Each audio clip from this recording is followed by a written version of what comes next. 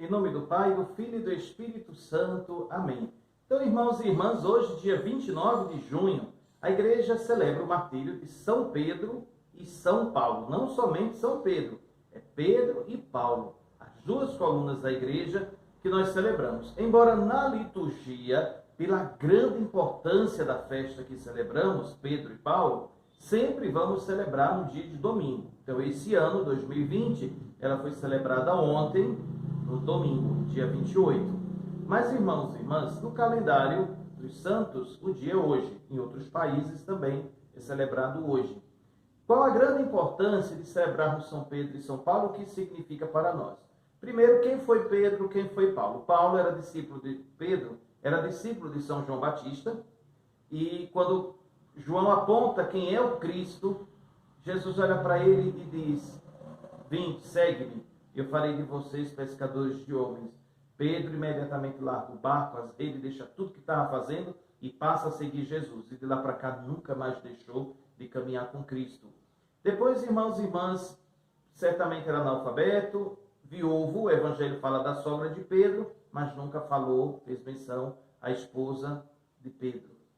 Então, acredita-se certamente que Pedro era viúvo. Por isso, hoje nós celebramos também o dia do viúvo, o dia da viúva. Mas vamos lá. Então, Pedro é o primeiro, sempre tomou iniciativa. O Evangelho de São Mateus dá muita ênfase à figura de Pedro como líder, como aquele que coordena, e uma autoridade dada por Jesus. Tu és Pedro, sobre esta pedra construirei a minha igreja. Pedro, tu me amas, apacenta minhas ovelhas, apacenta o meu rebanho. Pedro, Satanás pediu para te derrubar, mas eu rezei para que a tua fé fosse firme. E quando você estiver firme, erguido, de pé, ergue também, certifica os teus irmãos, ajuda, auxilia os teus irmãos. Por isso, irmãos e irmãs, Pedro, fundando a igreja de Roma, ele vai criar a comunidade cristã em Roma, o que nós chamamos hoje de diocese. Então, fez da igreja de Roma a igreja mãe das outras igrejas.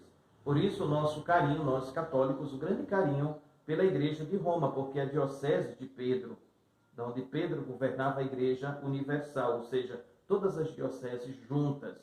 Então, todos os bispos do mundo inteiro estão em comunhão com o bispo de Roma, que é o Papa Francisco, que é hoje a figura de São Pedro. Então, o ministério petrino, esse magistério que Jesus confirma em Pedro, ele é passado após a morte de Pedro para outros papas.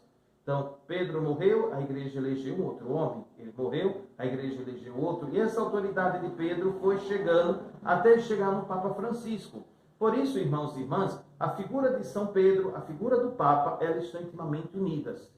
Está unido ao Papa Francisco, está unido ao seu bispo diocesano, da sua arquidiocese, da sua diocese, está unido ao Papa, está unido a Pedro. Chegando em Pedro, estamos unidos a Jesus.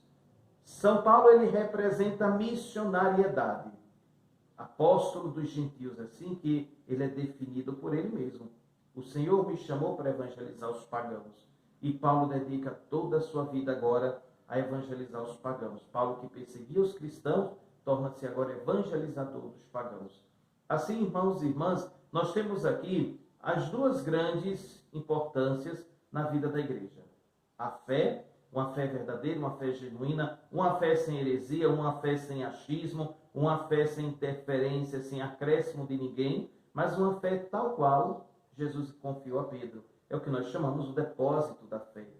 Então a igreja, ela tem essa grande preocupação de que a fé não sofra metamorfose, de que a fé não crie fungo, e vá perdendo ou vá acrescentando o que Jesus não era, da sua intenção, que Jesus não fez. Daí Pedro ter derramado o seu sangue numa cruz de cabeça para baixo para preservar a fé. E São Paulo, uma vez como grande missionário, São Paulo se encarrega também de levar o evangelho a todos os cantos, não só dentro do judaísmo, mas principalmente fora.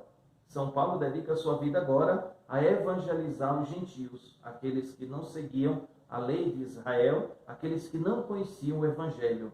Por isso, irmãos e irmãs, a verdadeira igreja de Jesus Cristo, a gente pode falar sem nenhum medo de estar dizendo alguma heresia, de estar contando aqui alguma mentira. A verdadeira igreja de Jesus Cristo é a igreja confiada a São Pedro. Está no Evangelho. Pedro, em ti eu confio a minha igreja. Apacenta as minhas ovelhas. Eu edificarei a minha igreja sobre você, Pedro. Os Atos dos Apóstolos mostram essa grande autoridade de Pedro, a autoridade do serviço, do amor, dentro já da igreja que Jesus fundou.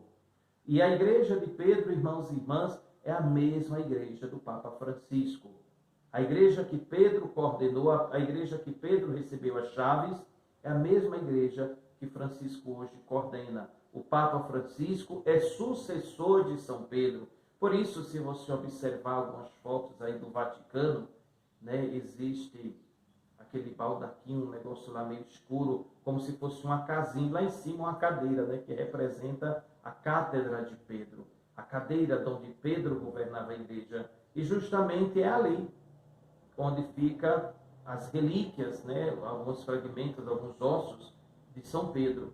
É da cadeira de Pedro, é do lugar de Pedro, é em cima do túmulo de Pedro, que o Papa governa a igreja. É na autoridade de São Pedro, que Jesus deu, que Jesus confirmou, que o Papa Francisco governa a igreja. E quando o Papa Francisco for para o céu, a igreja irá escolher um outro Papa. Pode ser brasileiro, pode ser europeu, pode ser asiático, africano, isso não importa. Se é legitimamente escolhido, eleito, a ele nós prestaremos a nossa obediência, a ele estaremos em perfeita comunhão, porque, irmãos e irmãs, é assim que nós garantimos a nossa catolicidade. Fugir da igreja que o Papa está à frente é fugir do rebanho de Jesus. E isso Jesus confirmou a Pedro. Pedro, cuide das minhas ovelhas. E é isso que o Papa Francisco faz hoje. Mas também, irmãos e irmãs, não podemos ficar somente na contemplação, na beleza, na riqueza da fé. É preciso que essa fé, além de vivida, defendida, amada, ela seja também anunciada. E aqui entra a grande importância de São Paulo, porque um verdadeiro crente, um verdadeiro seguidor, um verdadeiro discípulo de Jesus, ele deve também ser missionário. Não existe discipulado sem a missão.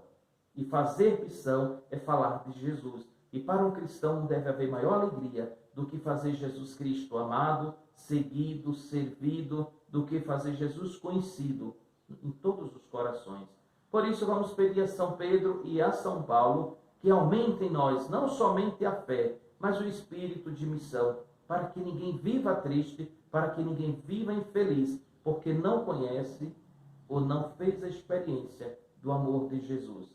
Por isso que São Pedro e São Paulo abençoem o Papa Francisco, abençoe os nossos bispos, todos os pastores da igreja, mas abençoe também todos os missionários, leigos, consagrados, religiosas, ordenados, todos.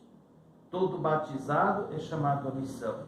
Que o espírito paulino, que o espírito petrino possa inflamar sempre o nosso coração e que pela intercessão de São Pedro e São Paulo, o Senhor te abençoe, te guarde e te livre de todo o mal. Em nome do Pai, do Filho e do Espírito Santo. Amém. Fique com Deus e que nesse dia de São Pedro e São Paulo você possa ter um dia totalmente abençoado.